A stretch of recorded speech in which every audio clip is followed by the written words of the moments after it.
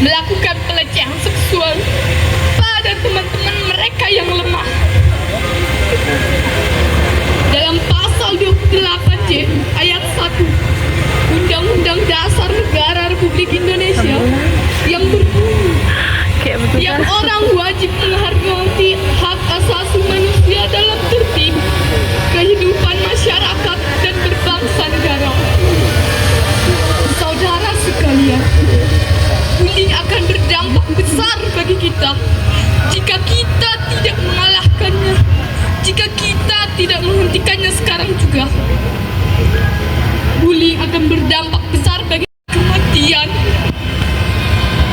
Perlu kita ketahui, kasus seperti ini menjadi banyak dan terus akan bertambah jika kita diam dan tidak mencegahnya.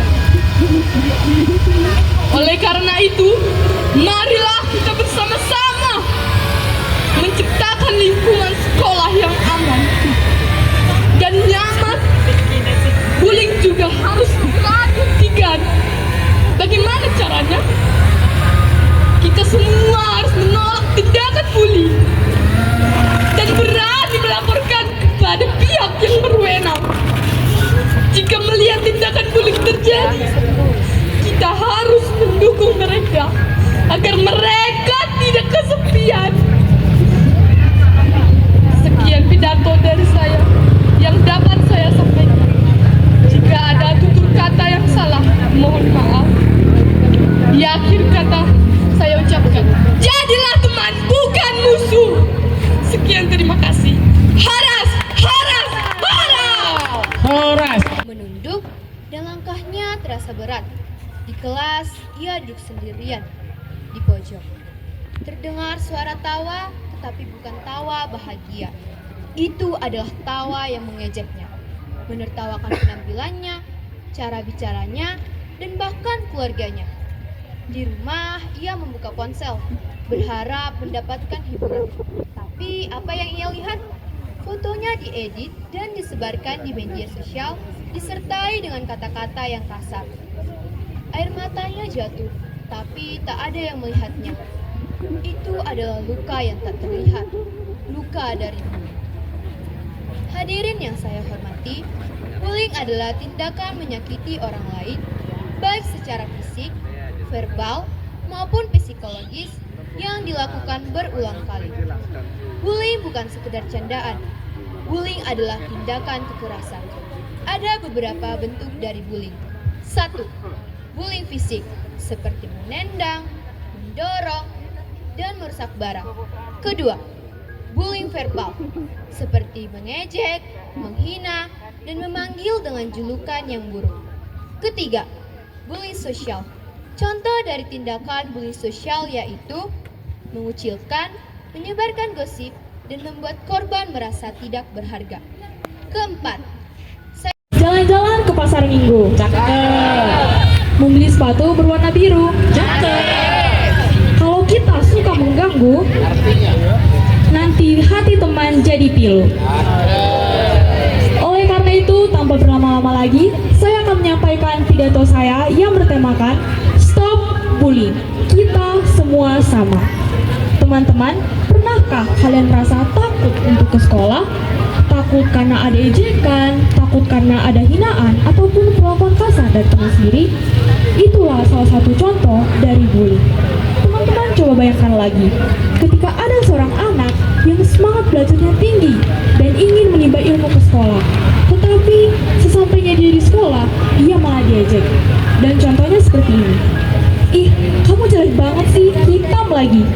Atau, ih, kamu jerawatan, makin jelek, tau gak sih? Bagaimana perasaan kita ketika kita diperlakukan seperti itu? Tentu saja bukanlah hal asing lagi bagi kita.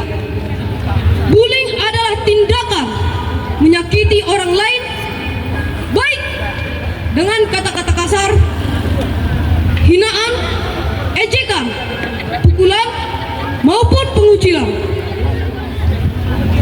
Bullying membuat korban merasa tidak berharga, tidak pantas untuk hidup, dan bahkan ada yang sampai kehilangan semangat hidupnya.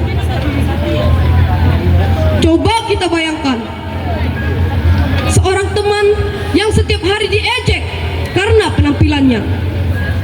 Ada pula yang dijauhi karena tidak pandai di kelas. Ada juga yang ditertawakan karena penampilannya. Dari luar mungkin kita melihat dia tersenyum, tapi siapa tahu isi hatinya? Kita tega menjadi penyebab hancurnya masa depan? Jawabannya tentu tidak. Teman-teman sekalian, Hari Anak Nasional hadir untuk mengingatkan kita bahwa setiap anak adalah istimewa, setiap anak berharga, dan setiap anak berhak untuk bahagia. Tidak ada anak yang pantas untuk disakiti, dipermalukan, ataupun diremehkan. Undang-Undang Perlindungan Anak di Indonesia dengan jelas menyatakan bahwa setiap anak berhak mendapatkan perlindungan dari tindakan kekerasan ataupun tindakan diskriminasi. Artinya, bullying adalah tindakan pelanggaran terhadap hak anak, tindakan pelanggaran terhadap nilai kemanusiaan, pelanggaran terhadap tindakan pelanggaran terhadap hati nurani kita. Lalu, bagaimana kita menghentikan atau tidak mentoleransikan bullying? Yang pertama, beranilah berkata tidak. Diam artinya setuju. Dan tentu kita tidak mau menjadi bagian dari masalah. Yang kedua, menghargai antar sesama. Ibaratkan pelangi tanpa warna pasti terasa hambar. Demikianlah perbedaan di kehidupan kita. Tanpa hal itu, pasti kehidupan kita akan sunyi dan membosankan. Yang ketiga, jadilah sahabat yang baik, yang mampu saling mendorong dan menyemangati. Terkadang kata-kata sederhana seperti "kamu hebat" atau "jangan menyerah" dapat menyelamatkan hati seorang teman yang hancur.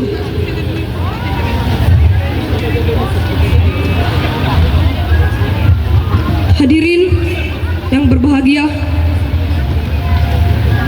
bullying tidak membuat kita menjadi hebat. Menjatuhkan orang lain tidak membuat kita lebih tinggi. Tetapi kebaikanlah yang membuat kita justru dihormati. Mari kita jadikan sekolah sebagai tempat yang aman, nyaman, dan menyenangkan. Mari kita ciptakan lingkungan belajar yang penuh kasih sayang, bukan kebencian. Mari kita buktikan bahwa generasi muda Indonesia adalah generasi yang mampu menghargai sesama, yang mampu mendukung perbedaan, yang mampu menebar cinta kasih.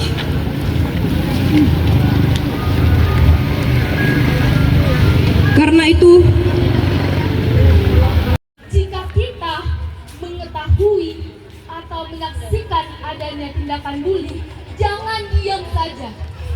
Keberanian kita untuk melapor atau hanya sekedar menegur sudah bisa menyelamatkan korban. Kita hanya menonton atau menyaksikan